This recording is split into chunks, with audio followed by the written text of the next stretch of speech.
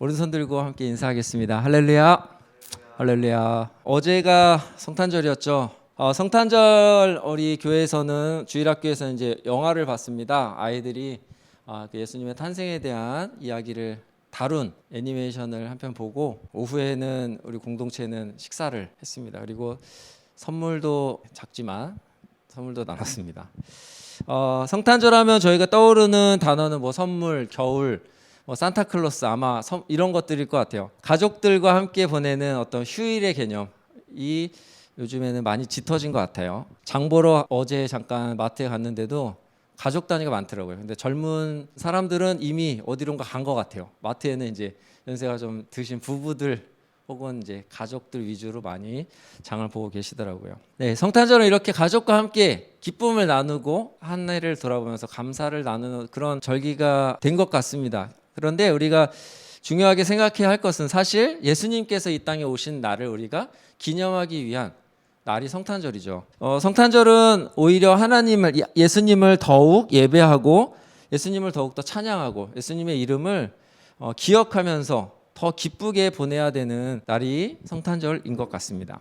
예수님께서는 아기로 이 땅에 오셨습니다. 아기로 이 땅에 오셨죠. 유대인들은요, 사실 예수님께서 메시아가 이 땅에 오실 것을 알고 있었어요. 그렇죠. 많은 선지자들이, 예언자들이 이스라엘에서 이제 메시아가 올 것을 다 예언하고 그렇게 믿고 배워왔습니다. 그래서 좀 구체적으로 얘기하자면 유다 족속 중에서 왕이 나타날 것이다, 이런 예언이 있었어요. 유다 족속에서 왕이 태어나려면 당연히 아기로 태어나서 성장하겠죠.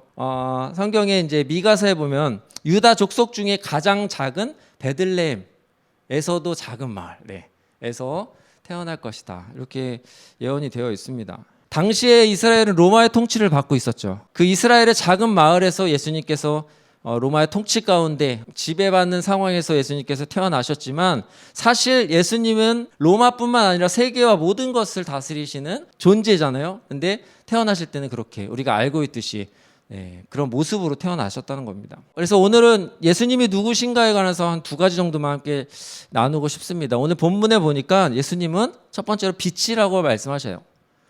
예수는 빛이다.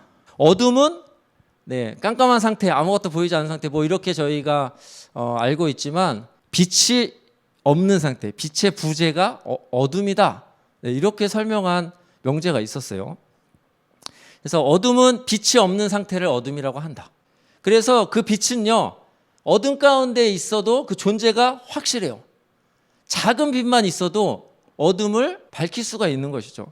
그래서 우리가 생각하는 작은 빛, 오늘도 이렇게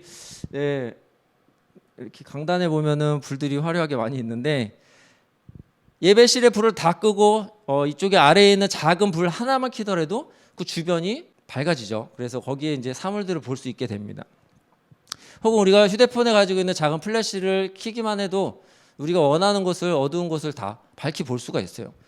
그래서 빛은요, 볼 수 없던 것이 볼 수 있게 해주는 어떤 기능을 하고 있는 거죠. 그런데 오늘 말씀해 보니까 이 빛을 예수님이라고 하셨고 어둠은 무엇이냐? 어둠을 세상이라고 표현하고 있어요. 이 세상은요, 빛이 비추어도 깨닫지 못합니다. 우리 말씀 5절에 보면은 빛이 세상에 비추어도 깨닫지를 못한다. 빛인지를 알지 못한다는 거예요. 그래서 세상은 빛이 있음에도, 그 빛이 이 땅에 왔음에도 구세주이신지를 깨닫지 못했다는 것이에요. 이 말씀을 보면은 그냥 그런가 보다 이렇게 할 수도 있는데 어둠에 대한 특징은 바로 좀 둔감하다는 거예요. 감각을 제한시켜요. 빛이 있으면은 우리가 보고 어디에 무엇이 있는지 정확히 손을 뻗어서 잡을 수가 있는데 그냥 어둠 가운데 있으면은 우리의 감각들을 좀 둔하게 한다는 것이죠. 특별히 볼 수 없게 하는 그런 것이 어둠의 속성입니다. 그리고 10절에 보니까 그 빛을 비춰도 깨닫지 못하고 알지 못하게 했다. 10절에 이런 말씀이 나옵니다.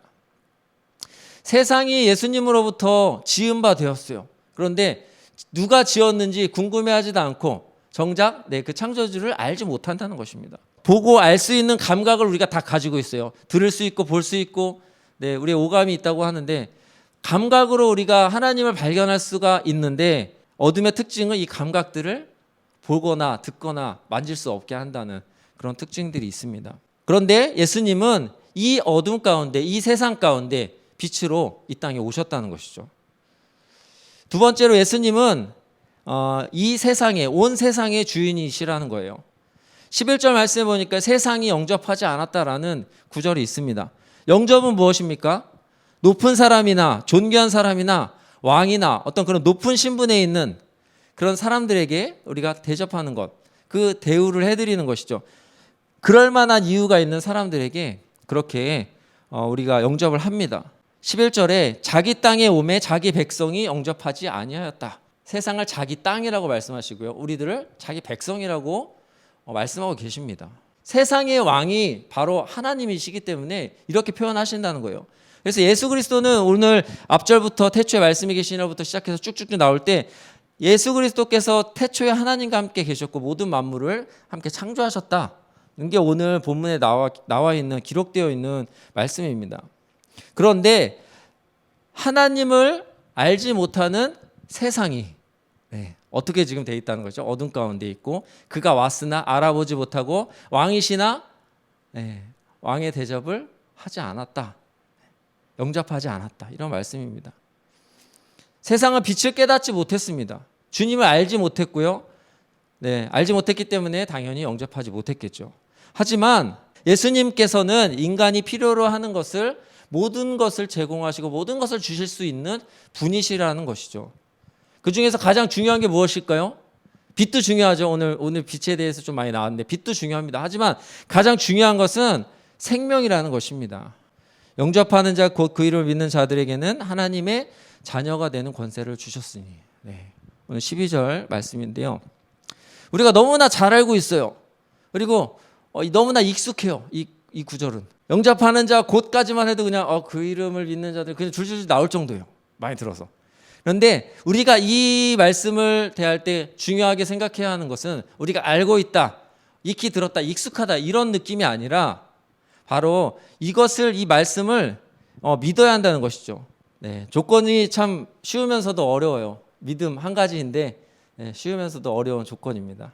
예수님은 이 땅에 빛으로 오셨고 또 세상의 주인이신데 우리에게 오신 이유는 바로 우리에게 생명을 주시기 위해서 그리고 하나님의 자녀가 되는 권세를 주시기 위해서 이 땅에 오신 것입니다. 예수 그리스도께서 우리를 자녀 삼아 주신 그 사실을 우리가 믿고 우리 안에 권세가 있음을 깨달으시고 또 이번 한 해를 마무리하시는 여러분들 되시기를 소망합니다. 기도하겠습니다. 하나님, 우리에게 생명을 주시기 위해서 또 자녀 삼아 주시기 위해서 예수 그리스도를 이 땅에 보내주심에 감사를 드립니다.